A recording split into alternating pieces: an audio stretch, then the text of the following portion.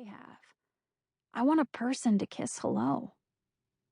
I squint past them to the track surrounding the football field. What are all those girls doing out there? Trotting around the track are a handful of girls in pink shorts and matching tank tops.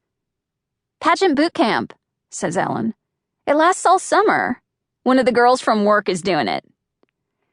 I don't even try not to roll my eyes. Clover City isn't known for much.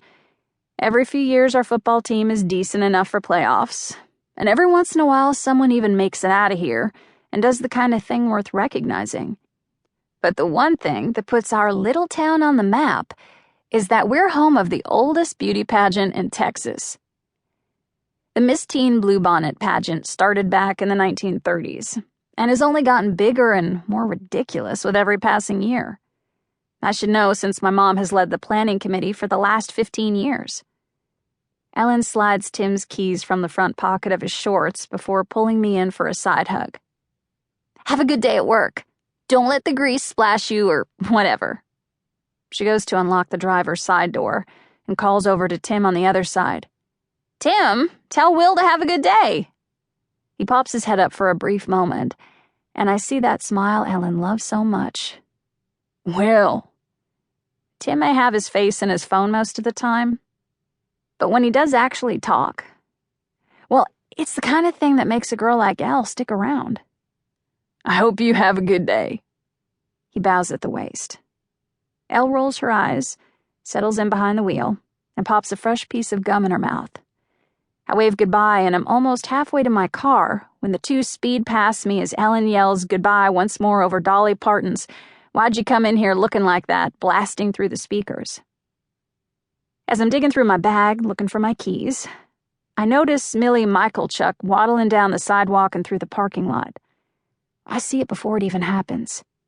Leaning against her parents' minivan is Patrick Thomas, who is maybe the biggest douche of all time. He has this super ability to give someone a nickname and make it stick. Sometimes they're cool nicknames, but more often they're things like Hannah, pronounced like a neighing horse because the girl's mouth looks like it's full of, well, horse teeth. Clever, I know.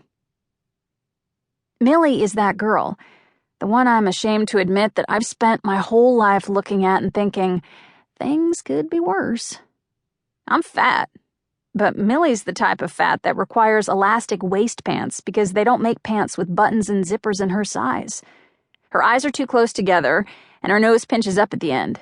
She wears shirts with puppies and kittens, and not in an ironic way. Patrick blocks the driver's side door, him and his rowdy group of friends already oinking like pigs. Millie started driving a few weeks ago, and the way she zips around in that minivan, you'd think it was a Camaro. She's about to turn the corner and find all these jerks piled up around her van when I yell, "Millie, over here!" Pulling down the straps of her backpack, she changes her course of direction and heads straight for me with her smile pushing her rosy cheeks so high they almost touch the tops of her eyelids. "Hiya, Will!" I smile. "Hey!" I hadn't actually thought about what I might say to her once she was here, standing in front of me. "Congratulations on getting your license," I say. "Oh, thanks." She smiles again. "That's really sweet of you." I watch Patrick Thomas from over her shoulder as he pushes his finger to his nose to make it look like a pig snout. I listen as Millie tells me all about changing her mom's radio presets and pumping gas for the first time. Patrick zeroes in on me.